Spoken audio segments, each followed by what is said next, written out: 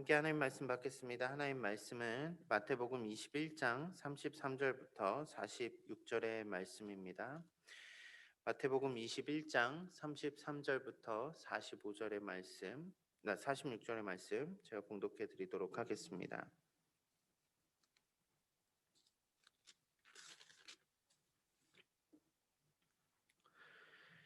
다른 한 비유를 들으라. 한 집 주인이 포도원을 만들어 산 울타리로 두르고 거기에 즙자는 틀을 만들고 망대를 짓고 농부들이 새로 주고 타국에 갔더니 열매 거둘 때가 가까움에 그 열매를 받으려고 자기 종들을 농부들에게 보내니 농부들이 종들을 잡아 하나는 심히 때리고 하나는 죽이고 하나는 돌로 쳤거늘 다시 다른 종들을 처음보다 많이 보내니 그들에게도 그렇게 하였는지라. 후에 자기 아들을 보내며 이르되 그들이 내 아들은 존대하리라 하였더니 농부들이 그 아들을 보고 서로 말하되 이는 상속자이니 자 죽이고 그의 유산을 차지하자 하고 이에 잡아 포도원 밖에 내쫓아 죽였느니라. 그러면 포도원 주인이 올 때 그 농부들을 어떻게 하겠느냐. 그들이 말하되 그 악한 자들을 진멸하고 포도원은 제 때에 열매를 바칠 만한 다른 농부들에게 새로 줄지니이다. 예수께서 이르시되 너희가 성경에 건축자들이 버린 돌이 모퉁이의 머릿돌이 되었나니 이것은 주로 말미암아 된 것이요 우리 눈에 기이하도다 함을 읽어본 일이 없느냐. 그러므로 내가 너희에게 이르노니 하나님의 나라를 너희는 빼앗기고 그 나라의 열매 맺는 백성이 받으리라.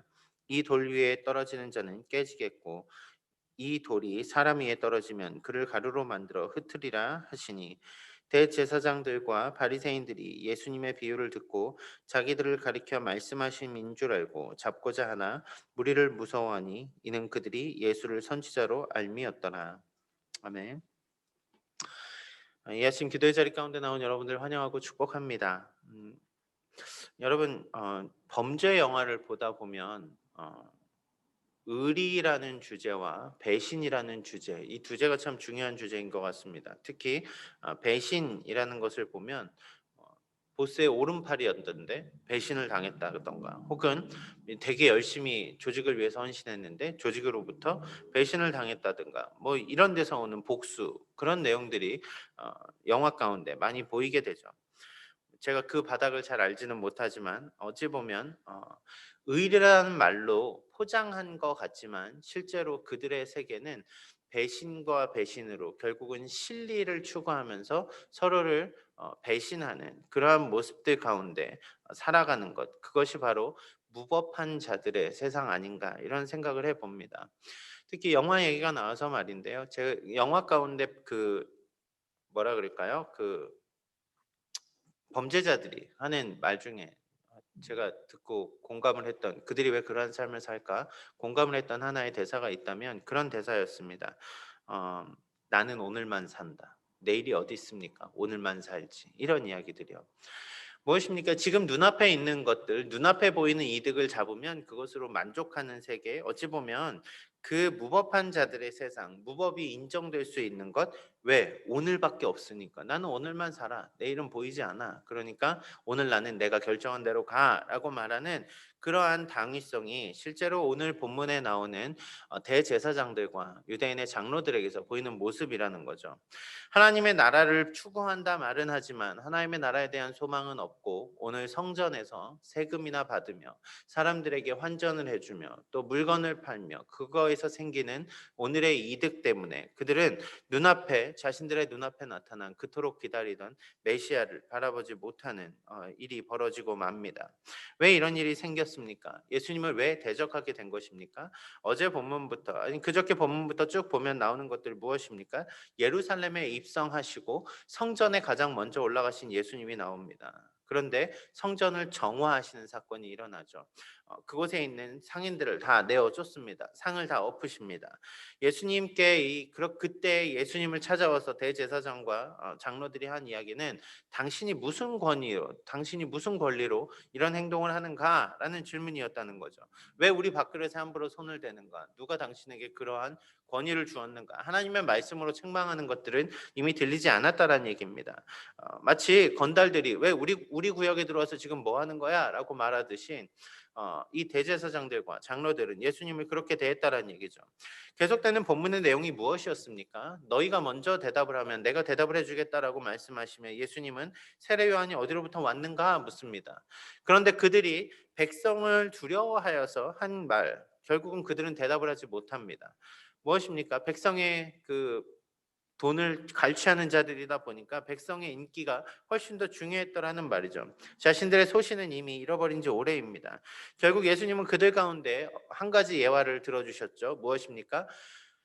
첫째로 대답은 하지만 순종하지 않는 아들과, 둘째로 대답을 하지 않았지만 순종함으로 인해서 나중에 축복을 받게 될, 마치 세리와 창녀들이라고 말씀하시는 그런 범죄자들에 대한, 그들이 회개하고 돌아올 때 그들이 하나님 나라를 얻을 것이다 라는 말씀이 어제까지의 말씀이었습니다. 오늘 본문은 그들과의 이어지는 대화 가운데 등장하는 두 번째 예화입니다. 우리가 흔히 알고 있는 포도원 농부의 비유입니다. 스스로의 권력에 취해서 자신들의 본분조차 잃어버린 이스라엘의 대표들, 그들을 향해서 예수님은 경고의 말씀을 하십니다. 오늘 본문을 함께 살펴보면서 저는 두 가지를 바라보길 원합니다. 우리는 그들과 같은 모습을 가지고 있진 않은가? 우리의 소명을 잃어버린 채 오늘 우리의 삶만을 바라보고 있지 않는가 하는 부분과, 예수님께서 왜 이 땅 가운데 오셨는가에 대한 이들과 논의하며 이들을 책망하시며 내가 온 그 이유에 대해서 한 번 더 말씀하실 때, 우리는 오늘 그 주님이 이 땅에 오신 그 이유, 우리를 구원하시기 위한 그 은혜를 다시 한번 회복하게 되기를 바랍니다. 먼저 본문 33절 말씀은 어제의 대화에 이어서 계속 이어지는 대화의 내용이 이렇게 시작되고 있습니다. 다른 한 비유를 들으라. 한 집 주인이 포도원을 만들어 산 울타리로 두르고 거기에 집 짜는 틀을 만들고 망대를 짓고 농부들에게 새로 주고 타국에 갔더니, 한 주인이 있었습니다. 한 주인이 포도원을 만들었습니다. 포도원을 만들고 그 주변을 울타리로 두르고 거기에 집 짜는 틀을 만들고 망대까지 다 지어서 농부들에게 주었습니다. 그리고 본인은 그 자리를 떠났습니다. 이 농부들 얼마나 축복입니까? 모든 것이 다 갖춰져 있습니다. 산 울타리를 쳤다라는 얘기, 얼마나 넓은 지역에 지금 포도원이 펼쳐져 있습니까? 눈앞에 아름다운 포도원이 있고 모든 준비는 마쳐져 있습니다. 심지어 포도주를 짜는 집 틀까지도 다 만들어져 있는 완벽하게 준비된 곳에 이 농부들은 초청을 받은 것입니다.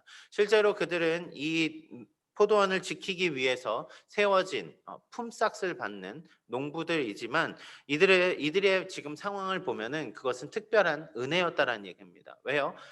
자신들이 모든 노력하기 전에 이미 모든 것이 갖춰져 있고 그 많은 것들을, 주인도 자리에서 떠나 있어요. 충분히 주인에게 드릴 수 있는 것만 드린다면 그들이 누릴 수 있는 것은 엄청난 양의 것들이었다라는 얘기죠.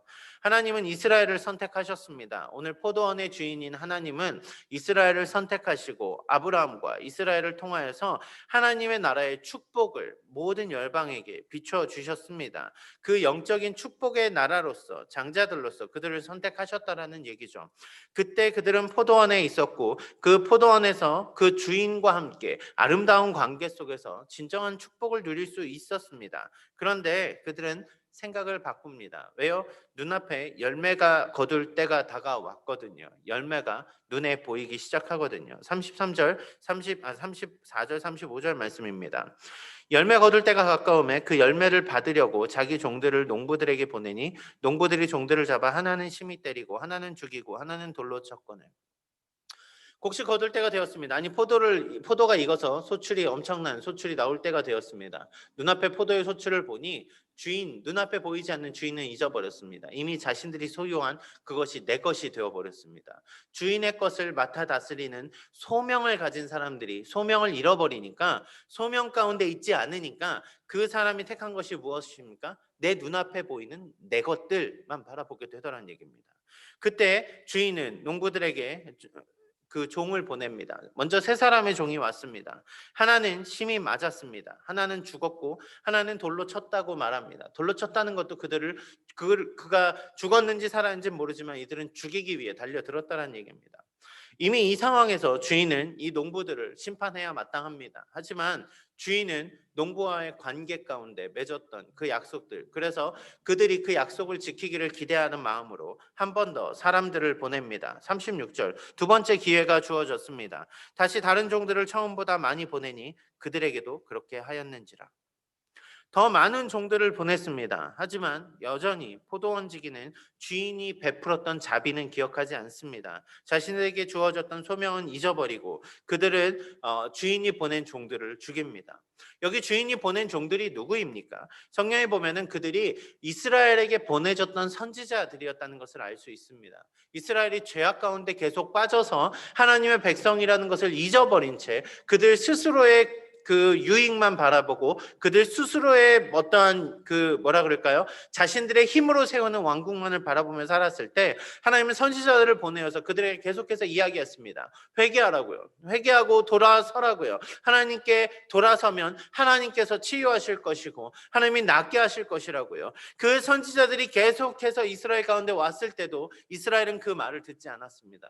그리고 마지막 선지자 세례 요한이 왔을 때 그들이 한 것이 무엇이었습니까? 아니 오늘 여기 이스라엘의 대표들이라고 한 자들, 그들이 한 일이 무엇이었습니까? 세례 요한을 죽게 내버려 둔 것 아니었습니까? 더 엄밀히 말하면 눈의 가시 같은 세례 요한이 죽어버린 것이 잘된 거 아니었습니까? 왜요? 예수님의 질문 가운데 그들은 세례 요한을 선지자로 이미 받아들이지 않았었거든요. 세례 요한은 하나님께로부터 온 자가 아니라고 말하고 싶었지만 사람들의 시선이 두려워서 결국은 세례 요한에 대해서 대답도 하지 못하고 그 말을 우물쭈물 넘어가게 된 것 아닙니까?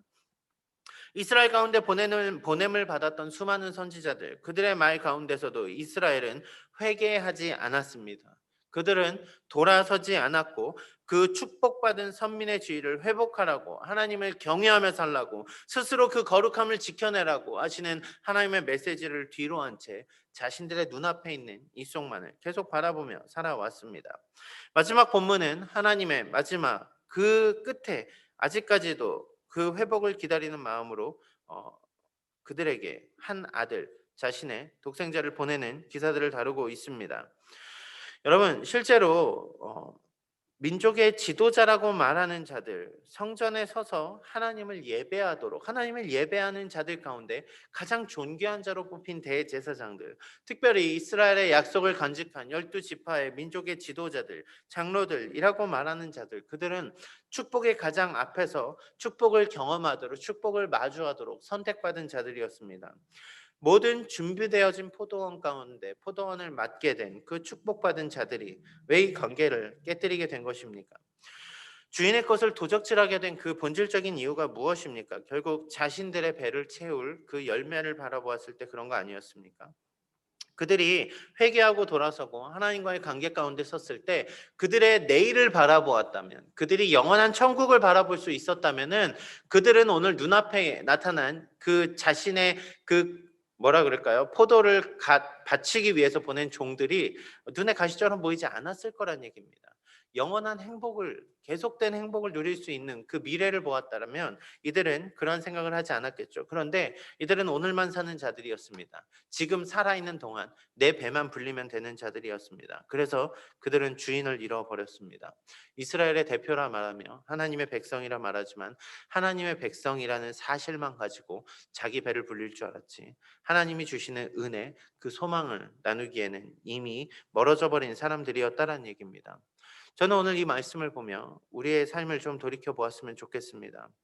여러분, 하나님은 계속해서 회개하고 돌아서기를 기다리셨습니다. 하나님은 하나님의 소명을 맡은 자들로 하나님의 자녀들을 세워주셨습니다. 그런데 그 소명과 하나님이 주신 놀라운 하나님의 나라라는 축복은 잊어버리고 오늘 내 눈앞에 있는 나를 먹고 살게 하는 그것들에 우리의 시선이 모두 빼앗겨 버리고 말았다라면 오늘 하나님의 그 소명을 잃어버리고 하나님의 종들을 죽인 그 지도자들과 무엇이 다르겠냐는 말입니다. 스스로 소임을 다하지 않은 채 스스로 잘났다 말하는 그들, 스스로의 노력으로 성취했다고 말하는 그들, 이것은 내 밭이라고 말하는 그들, 내가 개척한 것이니 내 것이라고 우기는 그들을 향해서 하나님이 느끼는 마음은 어떠한 마음이었을까요?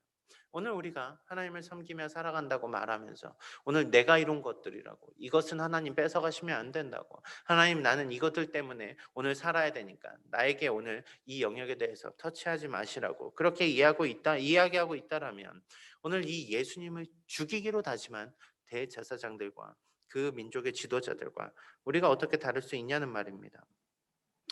포도원의 주인은 앞서서 말씀드린 것처럼 특단의 선택을 합니다. 무엇입니까? 심판을 하기를 한 번 더 유보하시고 마지막 기회를 주셨다는 얘기입니다. 이제까지의 모든 죄를 덮어줄 테니 마지막으로 보내는 메신저, 내 아들 하나뿐인 상속자, 그를 존대하라고, 그를 존귀히 여기고 그의 말을 인정하라고, 깨어진 관계의 회복을 원한다면 오늘 회개하고 돌아서라고 마지막 예수님을 보내셨다는 얘기입니다. 이 기회 앞에 이 농부들이 보인 반응 38절 39절에 뭐라고 기록됩니까? 농부들이 그 아들을 보고 서로 말하되 이는 상속자니 자 죽이고 그의 유산을 차지하자 하고 이에 잡아 포도원 밖에 내쫓아 죽였느니라. 마지막 기회를 걷어찹니다. 앞에서는 순종을 말하지만 뒤에서는 아버지를 무시한 첫째 아들과 같이 하나님의 백성으로 선택을 받았지만 하나님의 말씀에 순종하지 않고 하나님이 주신 그 은혜는 잊어버린 채 하나님이 보내주신 그 아들조차 죽이기로 다짐하며 내쫓습니다. 예수님은 그들에게, 대제사장들과 그 민족의 대표들에게 이렇게 질문합니다. 이 주인은 이제 어떻게 해야 되겠는가? 그들 스스로 이렇게 얘기를 합니다. 진멸해야 된다고요. 진멸하고 다른 자들에게 넘겨주어야 된다고요. 여러분, 이 사건에 대해서 예수님은 그들을 깨닫게 하기 위해 이제 그 본질의 얘기를 하십니다. 그들이 바로 너희들이라고요. 그렇게 하나님이 맡기신 것들을 잃어버린 자들이 너희들이라고요. 그러면서 여러분 시편 말씀에 뭐라고 말씀하십니까? 시편을 인용한 본문 42절에 이렇게 말씀하십니다. 예수께서 이르시되 너희가 성경의 건축자들이 버린 돌이 모퉁이의 머릿돌이 되었나니 이것은 주로 말미암아 된 것이요 우리 눈에 기이하도 담을 읽어본 일이 없느냐. 너희들이 바로 버린 그 돌, 너희들이 바로 죽이기로 다짐하는 그가 바로 하나님의 아들, 예, 메시아라고 예수님이 얘기하고 계시는 것입니다. 여러분, 저는 이 말씀을 보면서 앞서 말씀드린 것처럼 우리의 본분에 대해서, 우리의 소명에 대해서 다시 한번 고민을 하게 되었습니다. 무엇입니까? 우리가 교회를 다니고 있고 우리가 입으로 주를 시인하고 우리는 믿음으로 구원을 얻었다 말을 하는 그리스도인들입니다. 우리는 세상 앞에 하나님의 나라를 유업으로 상속받은 자들입니다. 그런데 우리의 삶이 그러한 삶을 살아가고 있느냐는 말이죠. 우리의 삶이 진정한 상속자의 삶을 살고 있느냐는 말입니다. 우리의 삶이 주님이 맡기신 그 소명을 살아가는데 그 헌신을 다하고 있냐는 얘기죠. 삶으로, 어떤 삶의 방법으로, 행동으로, 행위로 말미암아 얻은 구원이 아닙니다. 믿음으로 얻은 구원입니다. 그런데요, 예수님은 실제로 이런 말씀을 하셨었거든요. 마태복음 7장 22절입니다. 그날에 많은 사람이 나더러 이르되 주여 주여 우리가 주의 이름으로 선지자 노릇하며 주의 이름으로 귀신을 쫓아내며 주의 이름으로 많은 권능을 행하지 아니하였나이까. 무슨 얘기입니까? 실제로 하나님을 믿는다고 말하고 주라고 부르는, 예수님을 따른다고 말하는 그 삶을 살아왔습니다. 주님의 이름으로 귀신도 쫓아냈고 주님의 이름으로 많은 권능을 행했습니다. 그런데 그들을 향해서 예수님이 뭐라고 말씀하십니까? 같은 본문 23절에 이렇게 기록됩니다. 그때 내가 그들에게 밝히 말하다 내가 너희를 도무지 알지 못하니 불법을 행하는 자들아 내게서 떠나가라. 여러분, 예수님을 믿는다 말하면서 예수님을 믿는다고 하는 그들이, 예수님의 이름으로 능력을 행하는 그들이 왜 주님 앞에서 외면을 당하게 된 것입니까? 예수님의 이름을 이용해서 살은 거 아니었습니까? 주님의 이름으로 많은 것을 행했지만 그것이 불법을 행하는 자들이 되어버렸다면 그들이 하나님의 자녀라고, 그 하나님의 자녀의 삶을 살았다고 도저히 말할 수 없는 것 아닙니까? 여러분, 우리는 행위로 구원을 잊지 않습니다. 우리는 믿음으로 구원을 얻습니다. 아니, 우리의 행동으로 구원을 얻을 만한 그 의는 하나도 없습니다. 오늘 예수님이 하시는 말씀이 그 본질이거든요. 그 마지막 그 그 마지막에 상속자까지 보내며 그의 희생을 통해서 얻어지는 것이 무엇입니까? 진정한 구원의 회복 아닙니까? 그런데 문제는 뭐냐면 그 예수님이 오시는 그 온전한 이유를 기억하지 못하고 믿음으로 말미암아 구원받는 그 구원의 감격은 얻지 못하고 스스로의 행동을 여전히 마음대로 내 삶만, 내 욕심만, 내 오늘의 것들만 축이면서 목을 축이면서 살아가고 있다라면 여기 이스라엘의 지도자들과 우리가 무엇이 다른 삶을 사냐는 얘기입니다. 여러분, 행함으로 구원을 얻지 않지만 구원을 얻은 자들은 행함으로 그 삶의 열매들을 맺어가게 되어 있습니다. 그것이 성령의 열매로 나타나는 것 아닙니까? 그런데 오늘 우리의 삶을 돌아보니 자꾸 그 구원받은 감격으로 오늘을 살아가는 것이 아니라 오늘 제 모습만 봐도 그렇다라는 얘기예요. 오늘만 살기에 급급해서 오늘 예수님이 오신 것조차 모르고 오늘 우리에게 주시는 마지막 그 회개의 기회조차 바라보지 못하고 결국 내 오늘만 어떻게든 살아가는 것만 급급해서 자꾸 그 복음의 은혜들을 잊어버리고 하나님이 주신 소명은 뒤로 한 채 예수님의 이름만 팔아서 그렇게 팔아먹고 사는 그러한 모습 같아 보이더란 말입니다. 오늘 교회는 예수님을 드러내는 자들입니다. 오늘 우리의 그리스도인들은 하나님의 자녀임을 나타내는 그 소명을 받은 자들인데 소명은 잊어버리고 오늘 내 삶만 오늘 세상과 똑같은 모습으로 세상과 같은 방법으로 그저 오늘 내 눈앞에 보이는 것들만 쫓아가며 살아가고 있다면 여러분 우리는 어떻게 해야 되는 것입니까? 여러분 왜 하나님 이름을 먹칠하는 자들이 왜 그리스도인들이 되는 것입니까? 교회가 세상 가운데 빛을 보여줘야 된다면서요. 소명을 나타내야 된다면서요. 그런데 왜 손가락질 받고 있느냐는 얘기입니다. 하나님의 말씀을 어기면서까지 무엇을 쟁취하고 싶어서 우리는 오늘을 살아가는 것입니까?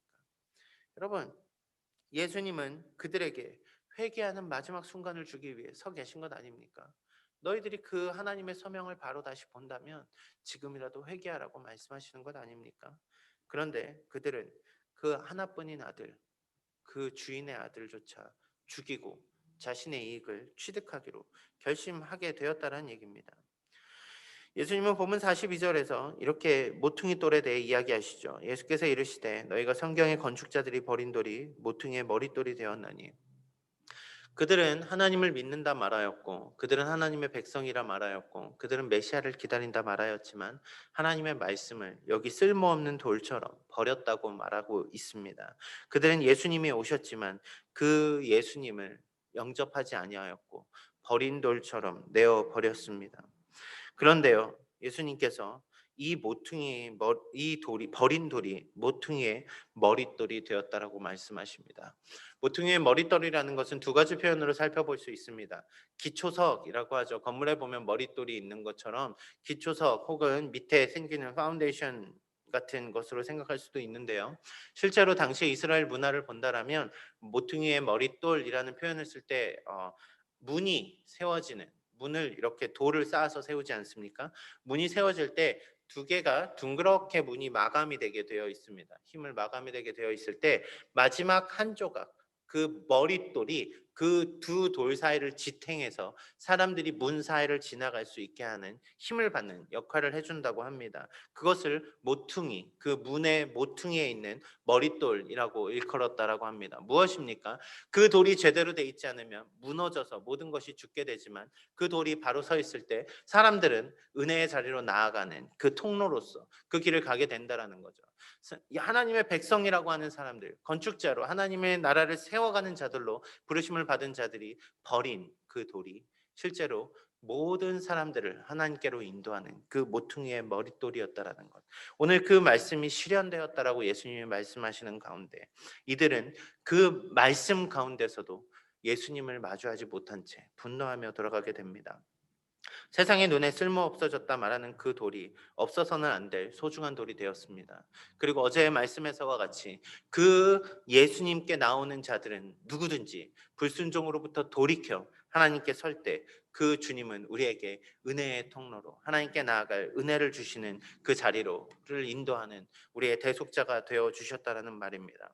이사야서의 말씀처럼 그가 찔림으로 그가 상함으로 우리가 나음을 입은 것입니다. 우리의 어떠함이 아닙니다.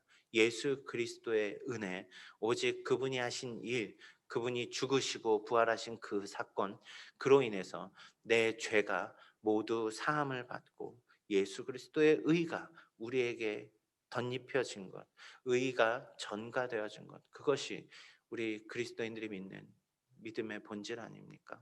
여러분, 저는 우리가 오늘 말씀에 나타난 이스라엘의 지도자들처럼 혹은 그 대제사장들처럼 주님을 믿는다 말하며 주님을 뒤에서 주님의 이름을 팔아 자신의 입속만 채우는 자들이 되지 않기를 소원합니다. 오늘 우리의 삶은 무엇을 향해 나아가고 있습니까? 오늘 우리는 어떠한 소명을 가지고 나아가고 있습니까? 예수님은 자신의 백성들의 손에 의해서 죽임을 당하십니다. 예수님은 하지만 그 죽음을 통해 그 자신의 백성들이 받던 그 축복의 자리가 온 열방으로 확대되도록, 온 열방이 하나님 앞에 구원함을 입도록 스스로 자신을 내어주시는 그 길을 걸어오셨습니다. 오늘 그 주님 앞에서 여러분은 어떤 삶을 다짐하며 살아가시겠습니까? 여전히 오늘만 사는 나의 모습으로 사시겠습니까? 눈앞에 보이는 내 이득만 찾아가기 위해서 예수님 잠시 뒤로 밀어둔 채 오늘을 살아가시겠습니까? 아니면 오늘 그 주님이 주신 은혜, 그 모퉁이의 머릿돌 되신 주님, 그 은혜의 통로로 나아갈 수 있도록 죄악된 우리들을 구원하여 주신 그 은혜, 그것을 붙들고 세상 가운데 교회가 무엇인지, 세상 가운데 하나님이 누구이신지, 우리는 스스로 어떠한 존재들인지 그것을 드러내며 사는 삶을 사시겠습니까? 여러분들께 권면합니다. 오늘 비유 앞에서 예수님께 무릎 꿇지 않고 회개하지 않고 돌아서지 않고 분노하며 돌아갔던 이스라엘의 대제사장들과 같이 오늘 하루 우리의 삶을 그렇게 회개 없이 그런 비탄한 마음으로 살지 않으시기를 소원합니다. 오늘 주님이 우리 삶에 찾아오셨다면 오늘 우리의 삶의 모든 죄악된 모습들을 회개하고 내려놓고 그분을 쫓아 살아가는 그리스도인의 삶으로 나아가는 여러분 되시길 소원합니다. 오늘 그 구원의 감격 가운데 오늘 하루의 삶을 올려드리는 우리 모두가 되기를, 그 소명을 다하는 여러분 우리 모두가 되기를 주님의 이름으로 축원합니다. 기도하시겠습니다. 사랑하는 주님, 감사합니다.